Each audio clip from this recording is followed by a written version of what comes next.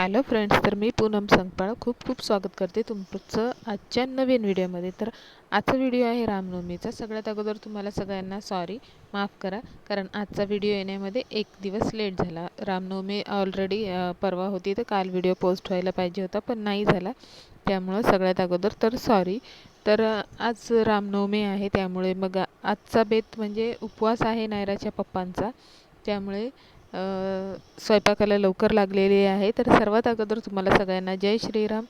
आणि त्यानंतर सुरुवात करूया आपल्या आजच्या मेनूला. तर आज जायचं होतं बाहेर बाहेर म्हणजे मंदिरातच जायचं होतं, कारण नायराच्या पप्पांचा उपवास होता. आणि त्यासाठी मग आम्ही विचार केलेला की आपण मंदिरात वगैरे जाऊया, प्रसाद वगैरे बनवून घेऊन जाऊया म्हणून असा विचार केलेला. तर आरतीच्या टायमाला जायचं होतं.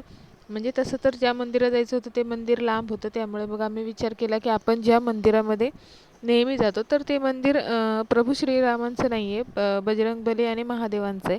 त्यामुळे आम्ही विचार केला की आपण नेहमी तिथे जातो, आणि जिथे बजरंगबली असतात तिथे प्रभू श्रीराम असतातच. त्यामुळे मग तिथे आपण जो नेहमी आपण जातो तिथेच प्रसाद घेऊन जाऊया. आणि त्यानंतर मग आपण पुढे जे मंदिर आहे तिथे मंदिरात जाऊया, कारण तिथे जाऊन आणि प्रसाद वाटण्यामध्ये खूप हे झालं असतं.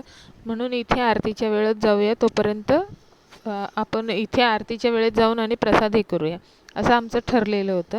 तर आरतीची वेळ असते 6:15ची, म्हणून मग मी लवकरच स्वयंपाकाला सुरुवात केली. तर सगळ्यात अगोदर आज सुरुवात केली डायरेक्ट पापडपासूनच, कारण खूप दिवस झाले, आठवड्याच्या वर झाले, मला माझी लेक सांगत होती पापड तळ, आणि मी रोज विसरून जात होते. मला समजतच नव्हतं की मी कशी काय विसरले. मला जेवणाच्या वेळेला आठवण यायची, अरे शिटीने सांगितलेलं. म्हणून आज सगळ्यात अगोदर सुरुवातच पापड तळण्याने केली. एकतर उपवासही होता यांचा, आणि त्याचबरोबर तिचं पण इच्छा होती, ती पण पूर्ण होईल, म्हणून मग पापड तळण्यापासून सुरुवात केली. त्यानंतर मग मी दुपारी जे आहे ना, मुळ्याची साल काढून आणि मुळा किसून ठेवलेला होता. तर हल्ली गरमीच्या दिवसामध्ये यांना जास्त जेवण वगैरे जेवायची इच्छा होत नाही. मग असं काहीतरी थोडंसं वेगळं असं काही केलं ना, हलकं फुलकं, तर चांगलं वाटतं. त्याचबरोबर तोंडी लावायला पापड, लोणचं किंवा एखादी चटणी वगैरे असेल ना, तर आणखीन थोडंसं जेवणाची इच्छा होते. त्यामुळे मग पापड तळले. आणि मुळा जो आहे मी तो दुपारीच किसून ठेवला होता, साल वगैरे काढून त्याला धुवून मस्त असं किसून ठेवलेलं होतं, कारण संध्याकाळी मला माहिती होतं मुळा जर किसत बसले तर मग माझी आरती इथेच होऊन जाईल. त्यामुळे मग मी दुपारीच किसून ठेवलेलं. मग संध्याकाळी पुन्हा मग ते एकमेकांबरोबर बडबड होऊन जाते, त्यामुळे मग असं वाटतं नको, आपण अगोदरच केलेलं बरं, म्हणून मग मी दुपारीच किसून ठेवलेलं होतं मुळा. तर मग संध्याकाळी म्हणून पापडाची सुरुवात केली, पापड हे करण्यापासून. त्याच कढईमध्ये मग राहिलेल्या तेलामध्ये मी करून घेतली मुळ्याची चटणी. तर तुम्हाला जर मुळ्याची चटणी मी कशी केली हे जर हवं असेल तर मला नक्की कमेंट करा. आणि खरोखर खूप टेस्टी झालेली मुळ्याची चटणी. आणि ह्या गरमीच्या दिवसांमध्ये ना असं काही खाल्लं ना तर मला तरी खरोखर थोडं का होईना जेवण जातं, नाही तर मग ना असं वाटतं नको, काहीतरी लिक्विडच घेतलेलं बरं, थंडगार बनवून असं काहीतरी प्यावं असं वाटतं. त्यामुळे मग मी मुळ्याची चटणी बनवलेली, तर खरोखर खूप छान झालेली. तुम्हाला जर रेसिपी हवी असेल तर मला नक्की कमेंट करा, मी तुमच्यासाठी नक्की रेसिपी अपलोड करेन. तर मुळ्याची चटणी बनवत म्हणजे फास्ट गॅसवरच ठेवलेली होती. मी कधीही बारीक गॅसवर करत नाही, आणि मी मुळ्याच्या चटणी बनवताना त्यातलं पाणी पण काढून टाकत नाही, कारण त्यातलं पाणी काढल्यानंतर मग त्याच्यामध्ये काहीच हे राहत नाही, ते एकदम चोथा होऊन जातो. म्हणून मग मी पाणी असताना म्हणजे मुळ्याचं पाणी मी हे करून काढत नाही, पिळून वगैरे तसंच घेते. तर तुम्हाला नक्की हवी असेल ना तर मला कमेंट करा, मी नक्की तुमच्यासाठी अपलोड करेल. त्याचबरोबर मग साईडला ठेवला भात, तोपर्यंत भात शिजायला ठेवलेला आहे, तोपर्यंत माझी मुळ्याची चटणी पण बनवून झालेली आहे. आणि त्यामध्ये मस्त अशी खूप सारी कोथिंबीर घातली, आणि आता तिचं झालेलं आहे. त्यामुळे मग आता तिला साईडला ठेवायचं आणि पुढच्या कामाला सुरुवात करायची. तोपर्यंत आपला भात जो आहे तो पण मी शिजायला ठेवलेला आहे, तोपर्यंत भात देखील शिजून होईल. तर मस्त अशी झालेली आहे, तुम्ही बघू शकता. आणि खरोखर खूप टेस्टी लागत होतं खायला. जरा तरी खावंसं वाटलं तर ते झाल्यानंतर मग लगेच भात शिजत होता, तोपर्यंत मग भाकरी पण भाजून घेतली. तर मस्त अशी ही मिक्स धान्याची भाकरी आहे, ज्वारी, बाजरी आणि नाचणी असं मिक्स आहे त्यामध्ये. ते मिक्स करून दळण केलेले आहे आणि त्याची भाकरी बनवलेली आहे. तर ही भाकरी पण खूप टेस्टी लागते. त्यामुळे सॉरी, तर भाकरी पण बनवून झालेली होती. जास्त काही बनवायचे नव्हते, 2च भाकरी बनवायचे होते, त्यामुळे मग काही टेन्शन नव्हतं. तर पापड झाले, त्यानंतर भाजी झालेली आहे, भात पण शिजत आलेला आहे, आणि सोबतच भाकरी देखील झालेली आहे आणि आमटी आहे मुगाची, त्यामुळे मग मी दुसरं काही पातळ असं कालवण करणार नव्हते, कारण ऑलरेडी आमटी होती मुगाची आणि मग तीच मी विचार केला तेवढी बस होऊन जाईल. त्यामुळे तर प्रसाद न्यायचा होता, त्यामुळे मग मी विचार केला आपण प्रसादाला आज शिरा बनवून नेऊया. म्हणून मग मी लगेच प्रसादाचा शिरा जो आहे तो बनवायला घेतला.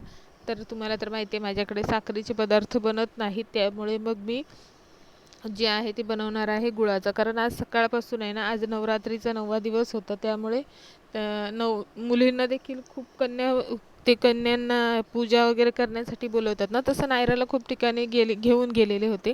त्यामुळे मग आम्ही तर दिवसभरात 2-3 वेळा शिरा थोडा थोडा का होईना खाल्लेला होता, पण नायराच्या पप्पांना तो देऊ शकत नव्हते. त्यामुळे मग मी विचार केला एक तर प्रसाद पण होऊन जाईल आणि त्यांची पण इच्छा झालीच असेल आता शिरा बघितल्यानंतर, तर त्यांना पण खायला होईल, म्हणून मग गुळाचा बनवला.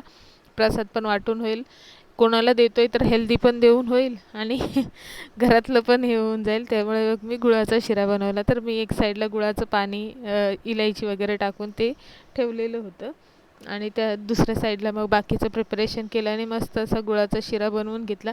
तर बाहेर जायचं असलं किंवा कोणालाही खायचं असलं तरी आपण जसं घरात बनवतो तसंच मला बनवायला आवडतं. त्यामुळे मग मी हा शिरा बनवताना देखील मी घीमध्ये अजिबात कंजूसी केली नाही, की आपल्याला बाहेर जायचं आहे आणि का असं का करावं. कारण मी सकाळी जेव्हा प्रसाद खाल्ला ना, तेव्हा मी बघितलं की आपण घरात खायचं असतो तेव्हा खूप सारं घी वगैरे घालून बनवला जातो, पण बाहेर जायचं असल्यावर एवढं असं पटकन घी वगैरे लोक वापरत नाहीत. पण माझं तसं नसतं, मला बाहेर जायचं असलं तरी देखील मी तेवढंच घी घालून आणि बनवलेलं होतं, कारण देणारा तो आहे आणि त्याच्याच दरबारात आपल्याला घेऊन जायचं आहे आणि आपण त्याच्यासाठी घेऊन जातानाच जर आपण असं केलं कंजूसपणा, तर ते कसं चालेल. तर त्यानंतर मग आता आवरून घेते घर. सगळ्यात अगोदर घर आवरून घेतलं आणि त्याच्यानंतर मग किचन आवरून घेतलं.